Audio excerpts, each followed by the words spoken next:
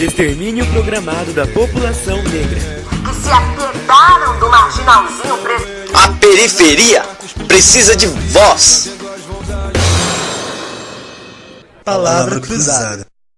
Olá, muito boa tarde. Este é o programa Palavra Cruzada, que discute o Plano Juventude Viva do governo federal como forma de combate ao genocídio de jovens negros e de periferia. Hoje o assunto é negro nas artes e, para falar sobre o tema, eu converso com Renato Araújo, que é pesquisador do Museu Afro-Brasil, o Juca Ferreira, que é ex-ministro da Cultura e atual secretário municipal de Cultura de São Paulo, e também o Baltazar Honório, da Agência Solano Trindade, responsável pela curadoria de coletivos culturais que participam da 31ª Bienal de São Paulo, que começa agora no domingo, dia 7. Eu sou a Neumísia Silvestre e você está ouvindo a Rádio Juventude. Bem-vindos. Renato, para quem não conhece o Museu Afro-Brasil, fala um pouco da importância dele e do acervo, enfim, o que é o Museu Afro-Brasil? Bom, o Museu Afro-Brasil está situado aqui no Parque do Ibirapuera, em São Paulo.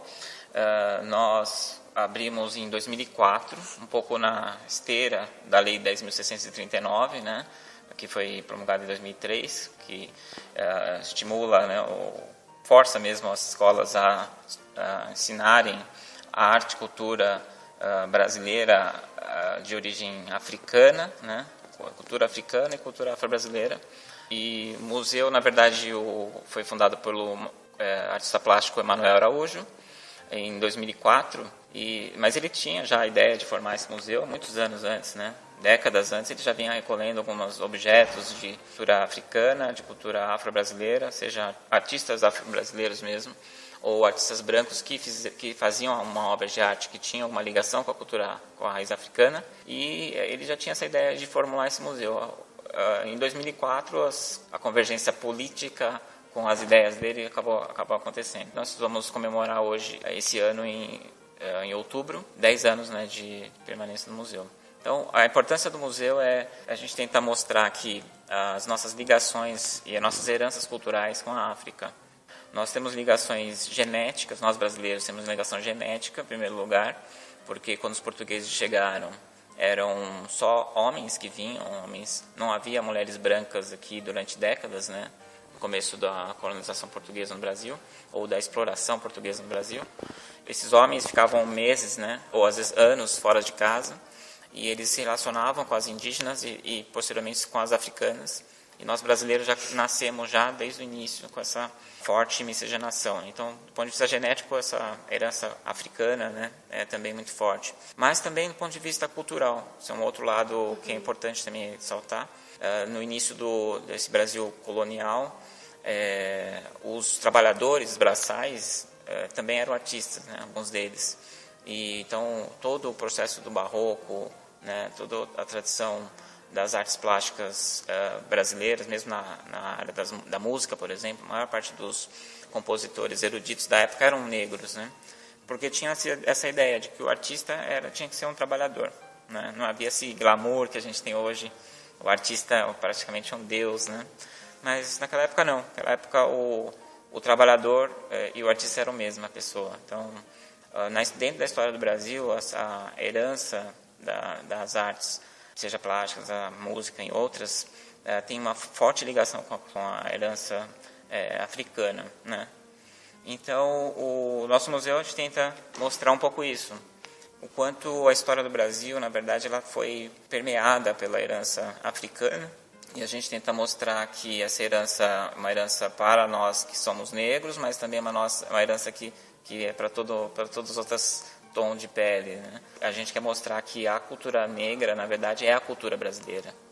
Se nem sempre fomos a maioria, em grande momento, o protagonismo negro das pessoas negras, mulheres negras, homens negros, se fez valer na história do Brasil. Isso é uma coisa para se mostrar, seja do ponto de vista histórico, do ponto de vista antropológico, mas principalmente também do ponto de vista artístico.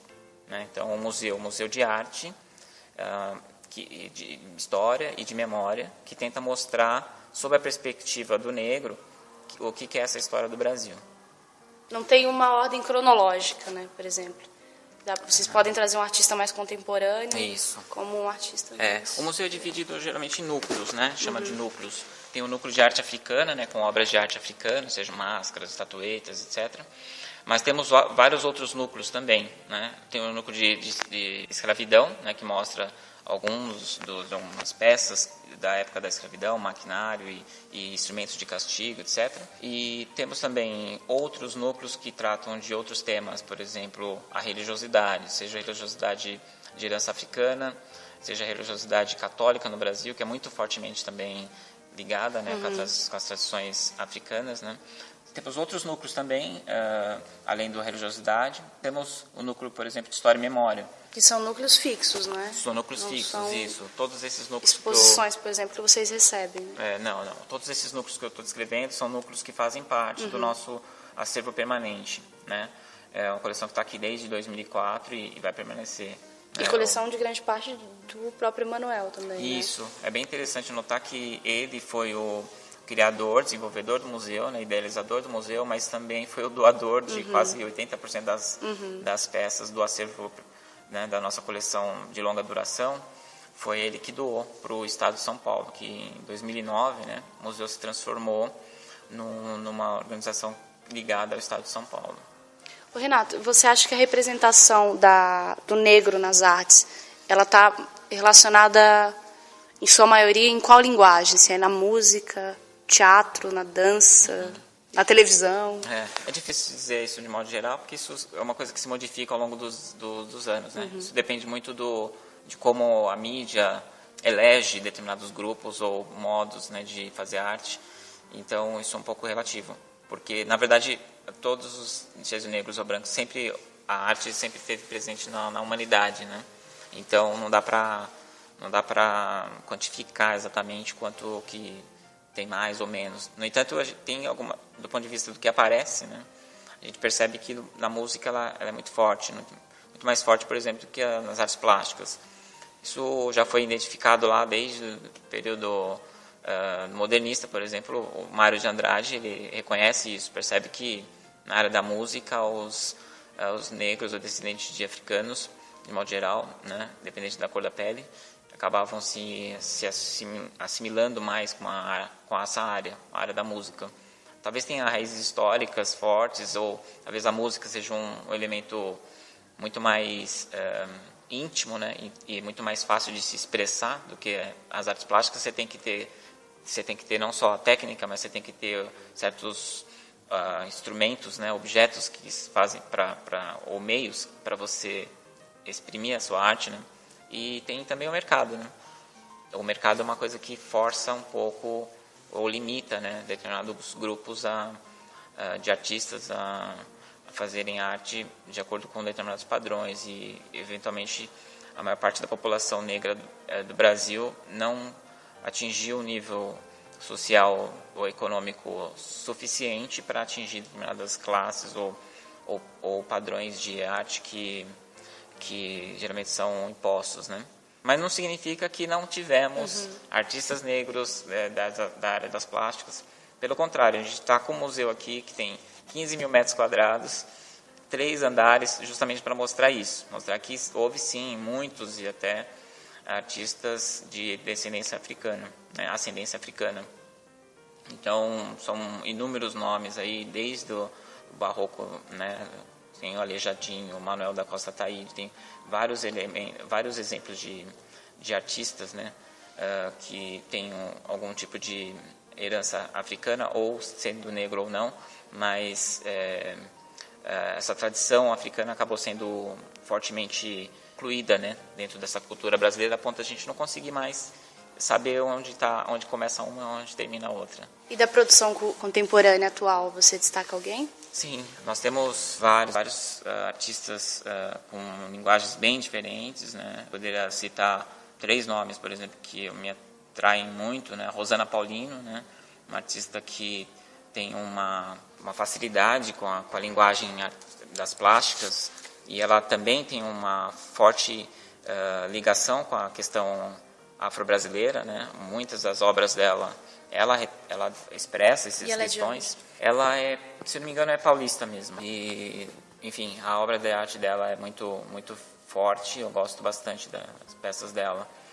Tem outros nomes também, por exemplo, o Sidney Amaral, Atualmente ele está tendo uma exposição dele lá no Instituto Tomiotaki, né, em São Paulo também, em Pinheiros. É um artista também, ele é de São Paulo, tem 41 anos, é jovem, então tem também alguma das obras dele, ele retrata questões relativas também à cor da pele, que é uma coisa bem importante e interessante. A discussão sobre a arte afro-brasileira, né? O que seria a arte afro-brasileira? Será se é arte feita por negros ou arte feita por pessoas de qualquer cor da pele, mas que refletem alguma tradição afro-brasileira? Né? São questões que ainda estão em aberto, mas muitos desses artistas que são negros, eles acabam tendo uma espécie de questionamento interno de tentar fazer se chacoalhar, né? E tentar exprimir um pouquinho essa questão do que é ser negro, né? Dentro do mundo das artes, que geralmente exclui pessoas negras, seja por condições sociais ou questão do racismo mesmo, mas eles acabam exprimindo também um momento ou outro alguma dessas características. Mas isso não significa que eles se limitam só a responder a questões voltadas para a questão da cor, né? Eu citei a Rosana Paulino, tem o Sidney Amaral e tem um outro também que eu gosto bastante, que é o Thiago Galberto. É um jovem artista, tem 31 anos, né? Ele é mineiro, faz uma obra que eu acho excelente, todo mundo pode encontrar na internet obras dele também, é bem interessante. Tem trabalhos que também relacionados à questão negra, ele vai bem longe nesse quesito, porque ele chega a ser um pouco, às vezes, sarcástico quando ele inclui a temática, né? Ele tem umas pegadas bem interessantes que vale a pena ver. Então, todos esses artistas você pode encontrar aqui no museu, no acervo permanente, mas eu dei 3 exemplos, mas você tem vários. Renato, e quais são as atividades de inclusão do jovem? Temos um núcleo aqui chamado Núcleo de Educação, né, que tem várias atividades. Diariamente a gente recebe aqui cerca de 3 ou 4 escolas por dia. Crianças e adolescentes, né, que vêm aqui, fazem um trabalho de educação, de mediação com as obras de arte. Temos uma equipe de 12 educadores aqui, que são treinados justamente para atender essa faixa etária, com a adequação da linguagem. Eles vão discutindo questões da própria juventude, né? Como é que eles recebem, assim, a própria história? Então, isso varia bastante, né? Tem escolas que acolhem muito com assombro, não sabiam, por exemplo, que tinham tantos artistas negros e não sabia que a história dos negros no Brasil não se restringia só à escravidão, que é o que a escola geralmente tenta passar. E eu, pelo menos na minha geração, tenho 40 anos, a gente só via isso, né? Só imaginava que negro só servia para trabalhar. E durante todo o período da escravidão, a única contribuição que os negros te deram foi o trabalho. Não que seja só pouca contribuição, porque foram, afinal, 400 anos, né? 400 anos de escravidão. Só que essas escolas, alguns percebem dessa forma, com espanto, com alegria e tal, com interesse. Outros já ficam, por outro lado, ficam um pouco embasbacados e até chocados também, ou com medo, algumas vezes, em função da questão da religiosidade. Sentem um pouco de receio de entrar e tem medo, alguns. Então tem esses dois lados. Alguns ficam assombrados, espantados do ponto de vista positivo, outros ficam assombrados no sentido negativo. Se fossem deuses gregos, ninguém ia ter medo, né? Então a gente tem que refletir por que tem esse medo, quando você está diante de deuses que são de cultura africana. O museu ele tem alguma participação no Plano Juventude Viva? Só indiretamente, né? Nós temos trabalhado um pouco essas questões relativas à violência contra a juventude negra, o extermínio da juventude negra, mas do ponto de vista intelectual, vamos dizer assim, né? Lançamos os dados, abordamos essas questões para as pessoas que vêm aqui. São cerca, por exemplo, domingo passado tivemos 2.000 pessoas aqui, né? Então, no final de semana, cerca de 1.000 a 2.000 pessoas. Ao longo da semana, cerca de 500 pessoas. Então, para todas essas pessoas que visitam o museu diariamente, a gente tem comentado sobre essas discussões, tem feito essas discussões e comentado sobre os problemas relativos a esse extermínio, né, generalizado. Cada 3 pessoas que são mortas, 2 são negras, né? Então é uma questão muito importante. A gente tem trabalhado bastante sobre isso, mas de modo indireto. Na tua opinião, de que forma vou chamar de caminho das artes, né? Ele também serve de combate e muda a rota desse jovem também. Assim como o entendimento da própria cultura, né? Quando você fala da religião, por exemplo. O nosso interesse é justamente esse, porque muitas vezes a criança é bombardeada justamente pelas noções, digamos, erradas da vida, né? Seja do ponto de vista do racismo mesmo, ou seja do ponto de vista de tentativa de saída de uma situação desesperadora de fome, de pobreza, para caminhos mais fáceis, digamos, entre aspas, que acabam dando errado, porque a gente sabe que não dura muito, né? Então, e aí, nesse sentido, como é que a arte contribui, né? Como é que ele também se vê reconhecido? A cultura, de modo geral, ela contribui. Agora, a arte, ela contribui ainda mais, porque acho que quando a gente lida com a sensibilidade, né, que é isso que a arte traz, a gente começa a ter uma reflexão maior sobre a vida, né? Sobre como a gente pode se colocar no mundo.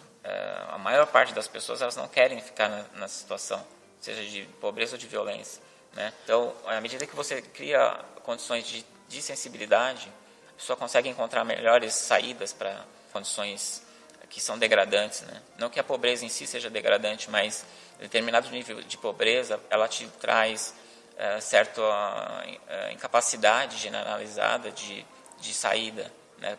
De possibilidade de saída.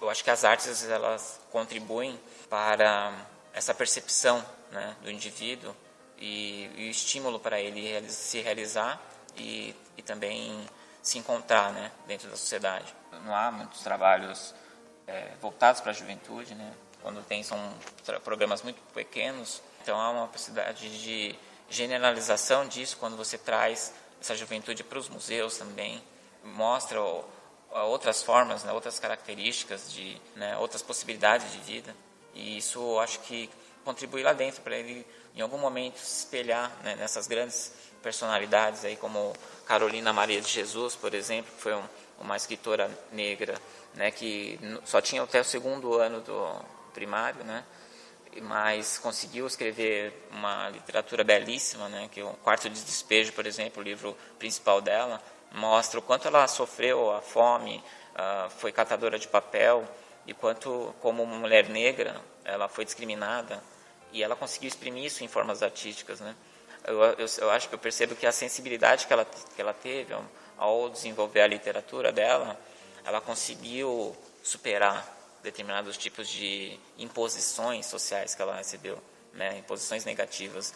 Queriam que a Carolina de Jesus ficasse lá naquela favela onde ela estava e que ela não saísse de lá e não tivesse voz, né? E ela, ao contrário, à medida que ela desenvolveu a sensibilidade dela, sem ajuda de ninguém, inclusive, ela exprimiu isso em arte, né? Depois ela obteve a ajuda de outras pessoas que ajudaram a publicar os livros dela, mas ela por si mesma, à medida que ela se desenvolveu a sensibilidade dela, ela conseguiu exprimir um pouco a arte e de modo fabuloso, né? Acho que a arte pode mostrar caminhos, né, de realização pessoal, caminhos de aproveitamento, e eu acho que a juventude tem muito a ganhar com isso, porque os anos de formação são os anos que você fica meio em dúvida, não sabe o que você quer, não sabe o que você vai fazer, mas eu acho que na medida que você tem alguns exemplos, você fala, bom, acho que por aqui dá para caminhar bem, eu acho que vou seguir por aqui, acho que é bom. Palavra cruzada. O Museu Afro-Brasil fica na Avenida Pedro Álvares Cabral, acesso pelo Portão 10, no Parque Ibirapuera, em São Paulo.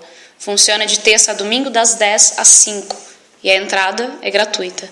A gente ouve agora a banda Láfia com Baile Black. Uou. Diga na banda.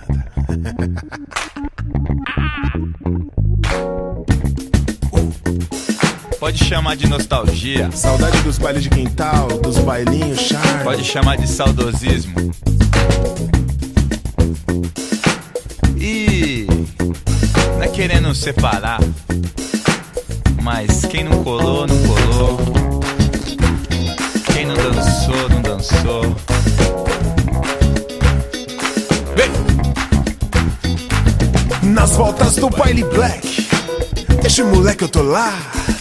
Você não sabe qual é que é, nem qual é que pá.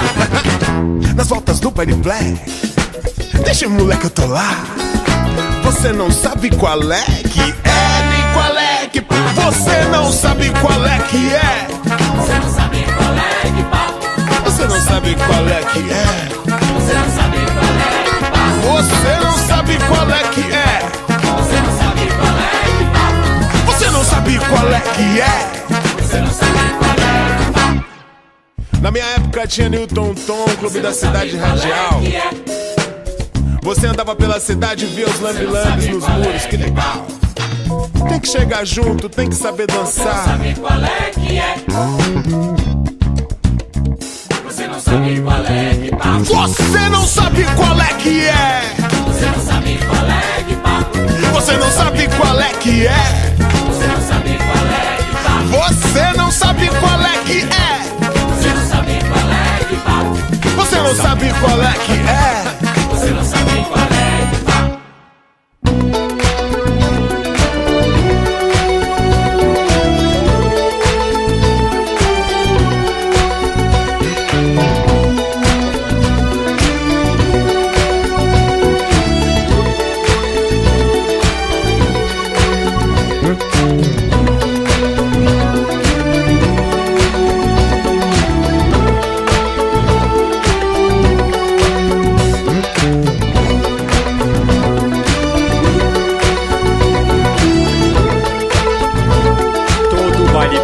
Tem um pouco de terreno. Nas voltas do baile black, desde moleque eu tô lá. Você não sabe qual é que é, nem qual é que pá. Nas voltas do baile black, desde moleque eu tô lá. Você não sabe qual é que é, nem qual é que pá. Você não sabe qual é que é. Você não sabe qual é que pá. Você não sabe qual é que é. Você não sabe qual é que pá. Você não sabe qual é que é. Você não sabe qual é que pá. Você não sabe qual é que é. Jairo Pereira. Não sabe qual é que pá. Olha as dúvidas. Se é Tupac ou Tupac. O salão inteiro no passeio marcado. Se break é discoteca. Pisante de couro riscando o salão. Se eu sou ponto ou sou back. Cascatas, chique show. Se a Débora quer que o Gregory pegue. Você não sabe qual é que pá. Você não sabe qual é que é. Você não sabe qual é que pá. Você não sabe qual é que é. Você não sabe qual é que pá. Você não sabe qual é que é. Você não sabe qual é que pá. Você não sabe qual é que é. Você não sabe qual é que pá. Morrer. Falo gíria assim, você me que quiser. Que não, por isso eu tenho broncos.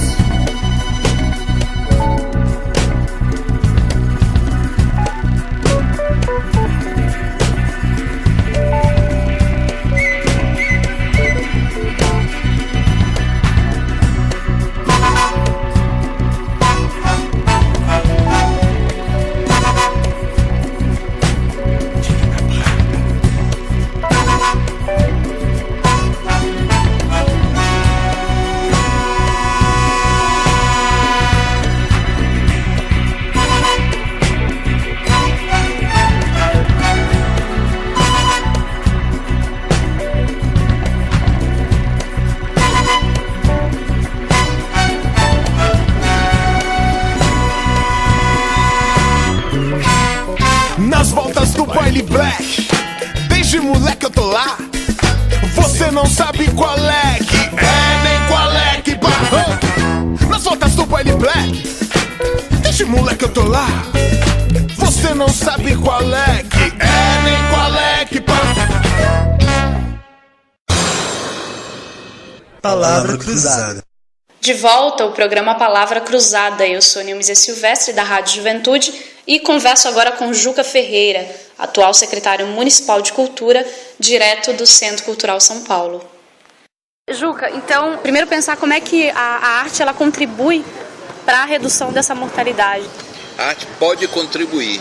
Primeiro, a presença no Brasil da arte de origem africana é muito grande. Boa parte do que é produzido no Brasil, boa parte da nossa identidade, boa parte das tradições culturais brasileiras tem relação direta ou indireta com os africanos que vieram para aqui, com os seus descendentes. Então a afirmação do negro na sociedade brasileira passa inevitavelmente pelo reconhecimento da importância da contribuição dos negros na sociedade, dessa cultura que veio da África, surpreendentemente veio com os escravos, mas acabou se tornando uma das matrizes hegemônicas da nossa cultura. Nós não somos parte da Europa nem periferia da Europa, nós criamos aqui uma cultura singular, uma identidade muito própria do Brasil e que tem alguma semelhança com alguns outros países da América Latina que viveram o mesmo processo. E nisso é fruto de várias fusões, integrações, diálogos, influências mútuas, mas o matricial africano é muito forte. Nós não seríamos o que somos sem essa contribuição.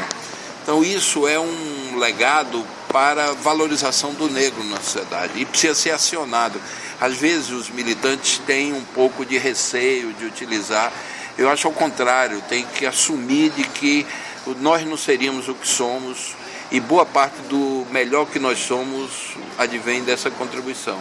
Então essa é a maior possibilidade que a arte tem de criar um ambiente socialmente favorável à integração absoluta dos negros, é o reconhecimento do valor dessa contribuição.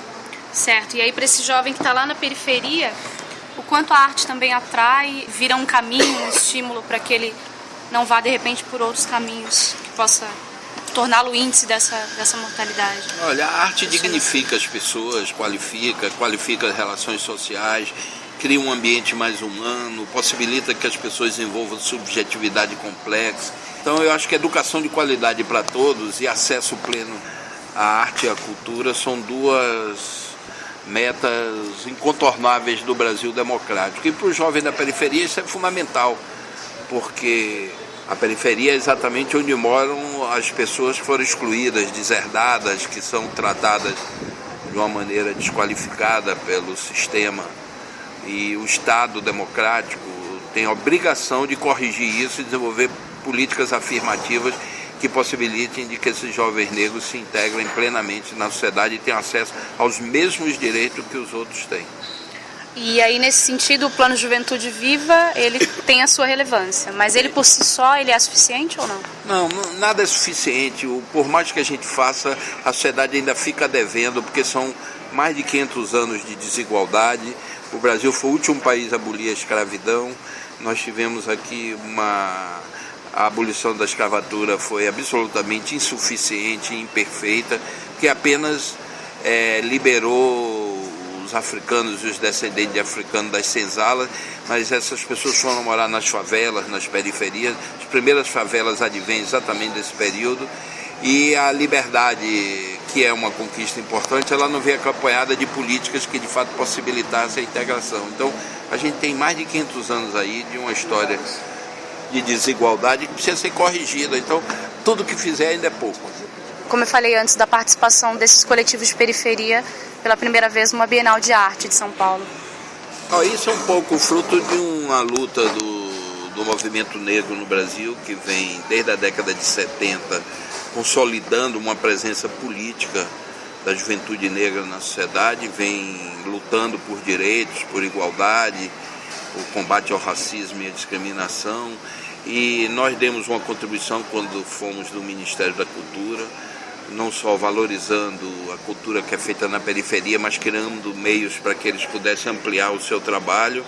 E levamos agora, a cidade de São Paulo foi convidada pela Bienal do Livro de Buenos Aires, que é a maior feira de livro da América Latina, e nós levamos a periferia para lá, os saraus, o hip hop, e essa manifestação encantou os portenhos lá na cidade de Buenos Aires pela qualidade, pela força, pelo significado. Então é uma luta geral. Acho que a Bienal agiu correto em chamar esses coletivos para fazerem parte. Acho que com todos os problemas o Brasil está vivendo um momento de repactuação das relações sociais, e é muito importante manter essa luta, intensificá-la e criar mecanismos inteligentes de afirmação, porque evidentemente demora mais do que a gente gostaria, mas eu acho que o Brasil vai sair vitorioso desse processo. Na tua opinião, Juca, qual é a principal causa de morte desses jovens? É a discriminação, o preconceito, O sistema usa a polícia como principal meio de comunicação com a periferia, incomoda o sistema, a exuberância, a vitalidade, a liberdade dessa juventude e tenta domesticá-la no cacete, no pau. Eu tenho feito diálogo aí na periferia e tenho visto que em muitos lugares de São Paulo, mas são muitos mesmo, jovens artistas negros foram mortos pela polícia. Então isso é uma coisa que é inaceitável na democracia, isso é inaceitável com o momento que o Brasil está vivendo, e acho que a gente tem que avançar, e acho que os não negros têm que ter uma dimensão de solidariedade e participação. Todos os democratas brasileiros, de alguma maneira, têm que solidarizar com essa mortandade dos negros e dos jovens nas periferias, porque eles fazem parte do passado tentando se manter num Brasil que está se democratizando. Aí, o rap é um novo partido. Rap hoje é o partideiro. Salve o samba, salve o rap brasileiro. Subi o morro pra cantar, que é pra malandro se ligar, que malandragem é trabalhar e a pivetada estudar.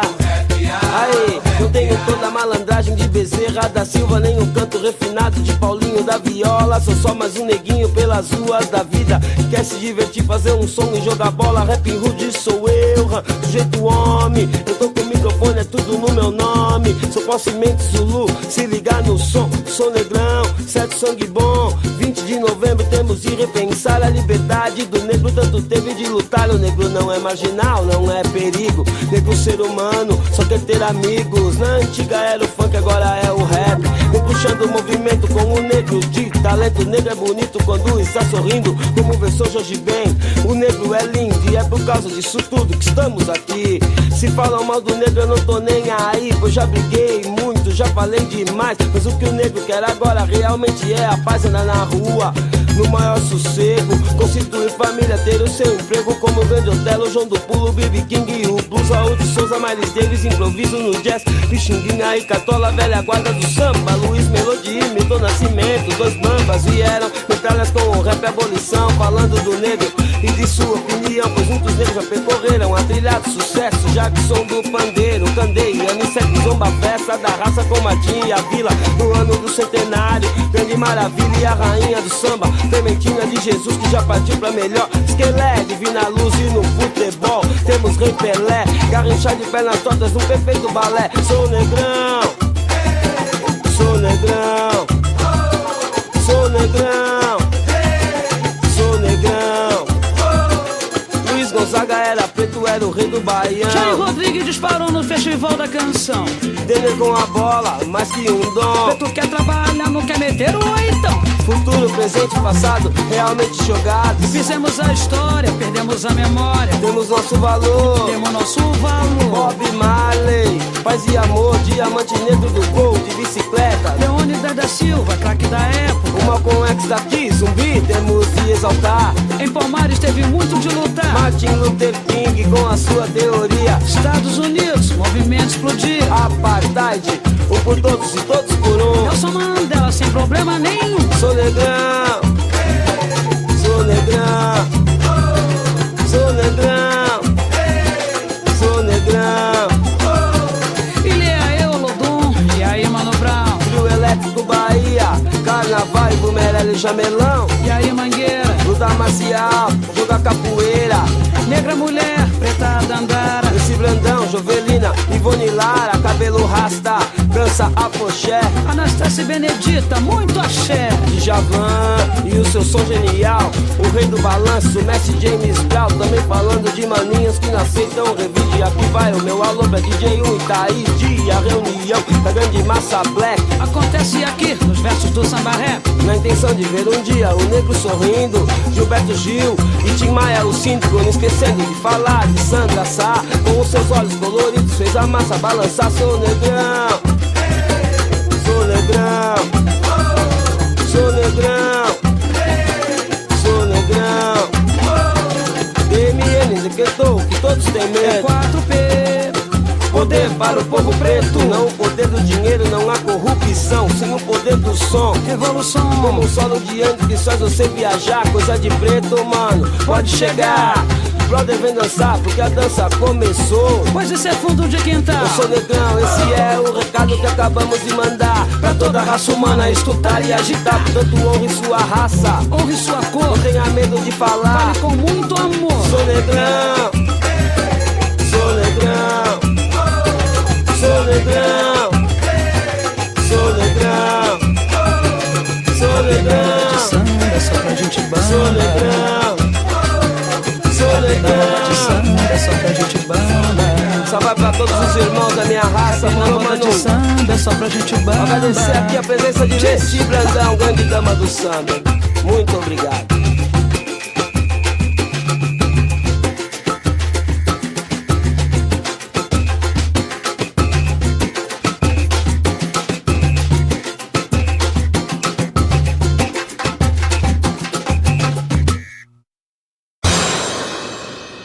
Palavra cruzada.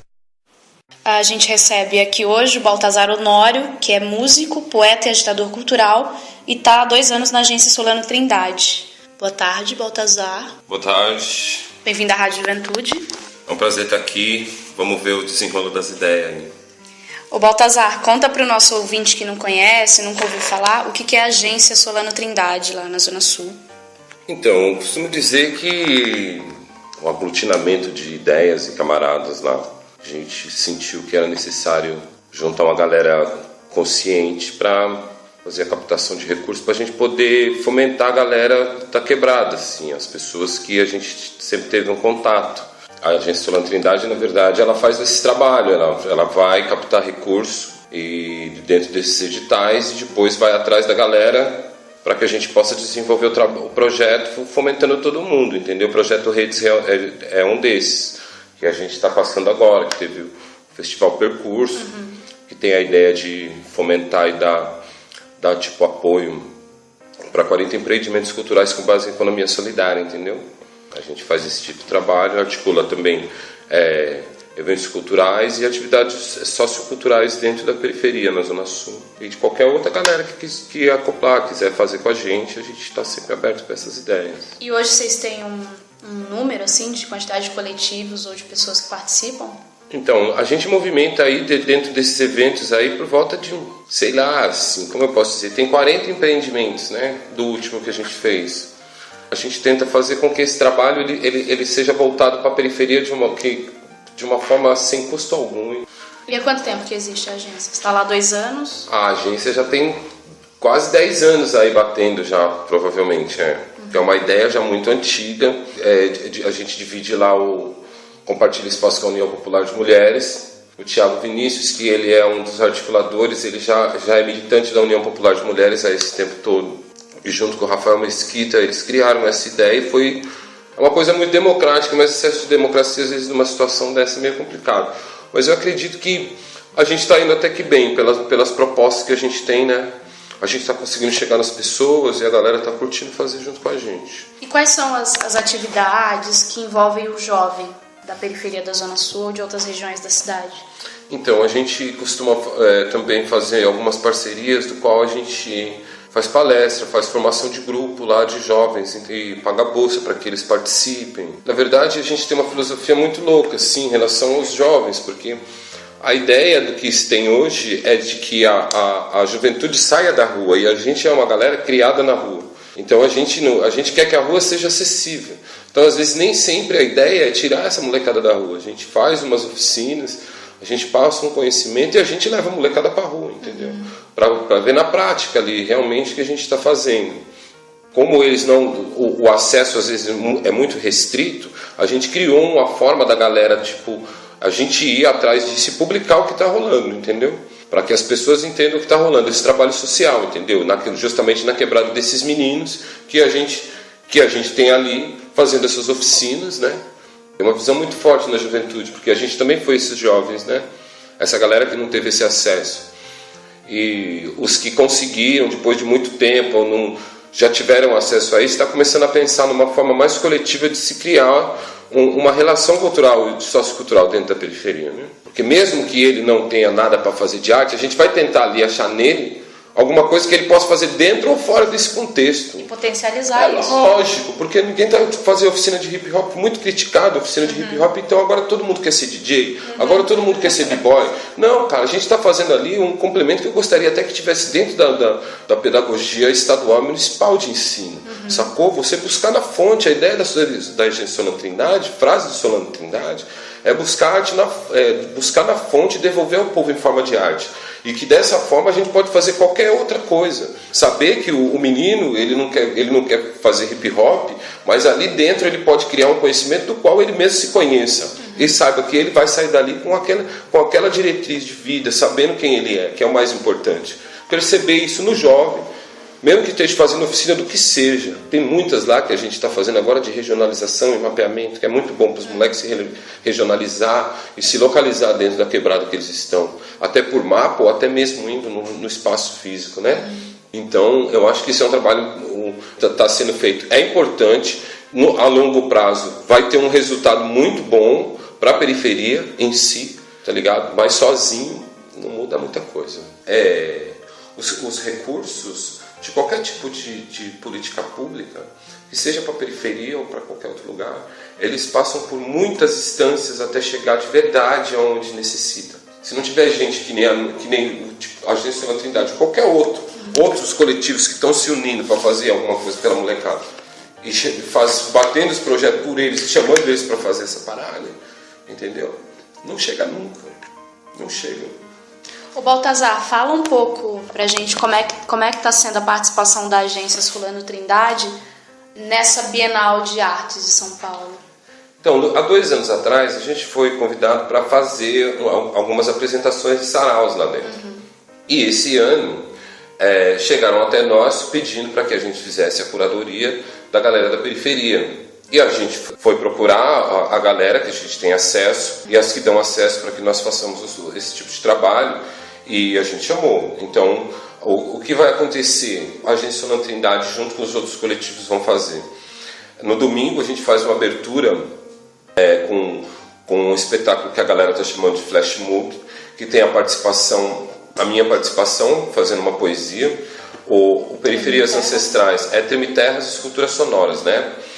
O Mestre Aderbaum e as Periferias Ancestrais, eles fazem uma apresentação também, Coral Guarani, da aldeia Tanandeporã, lá de Parelheiros, não simultaneamente, mas meio que um terminando e outro começando durante um tempo, que não faço ideia de quanto tempo isso durará, mas a gente vai fazer tremer lá, eu boto fé. E depois temos aí, eu acho que creio que 18 saraus para fazer quarta e domingo. E daí foi chamando todos os saraus que a gente tem acesso, entendeu? E a galera curtiu, já fechou, certo? E vai rolar. Essa é a responsabilidade, na verdade, da agência. Eu acho que, de uma certa forma, é uma responsabilidade a mais pela curadoria. Existe uma importância, sim, por ser a Bienal, mas o meu ponto de vista é que a gente está aí para fazer esse trabalho, a gente é artista também. A gente tem aí o trabalho para ser feito, como todos os outros movimentos culturais que existem e existiram, né? Eu fiz um mapeamento dos saraus da quebrada, eu percebi que os saraus da Zona Sul, pelo menos da Zona Sul, que eu cheguei, que eu fiz, a galera é tudo jovem. Sim, são jovens, cara.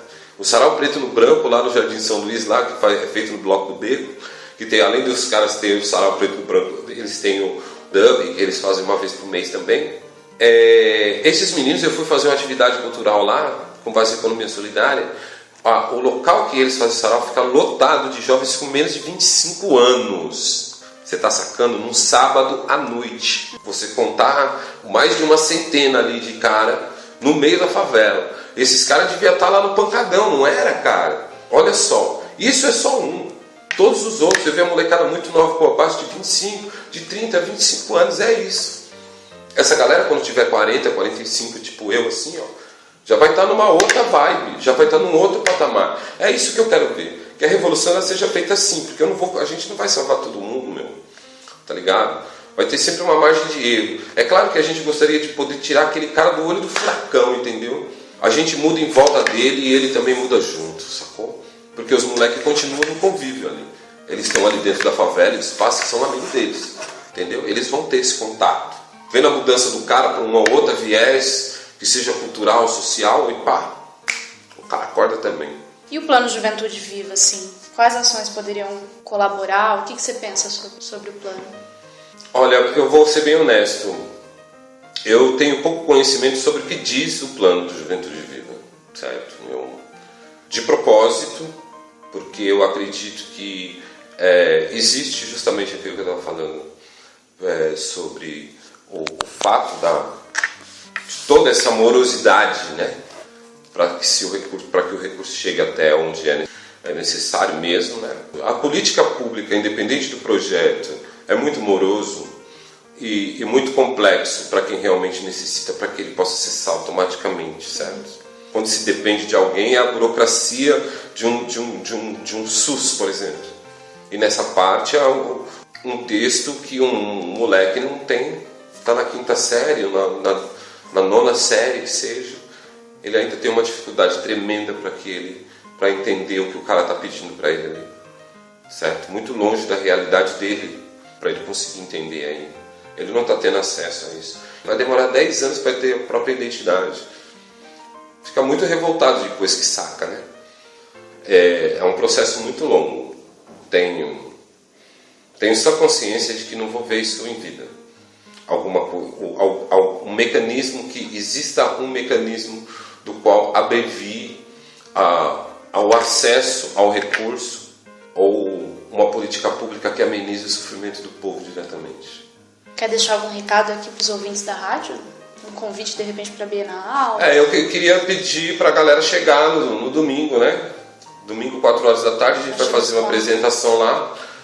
Tremiterra Esculturas Sonoras, Mestre Derbal, com periferias ancestrais, também o coral Guarani, Tonandé Porã. E pode chegar domingo na Bienal, que a gente vai estar lá fazendo essa festa aí, mostrando um pouco da nossa arte. É o que a gente sabe fazer. Tá certo. É nóis. Pois é, este foi o programa Palavra Cruzada. E se você não conseguiu ouvir a edição de hoje, acesse o nosso canal no YouTube, Palavra Cruzada Juventude Viva. Lá tem todos os programas já produzidos. Ou tem também a reprise do domingo às 9 da noite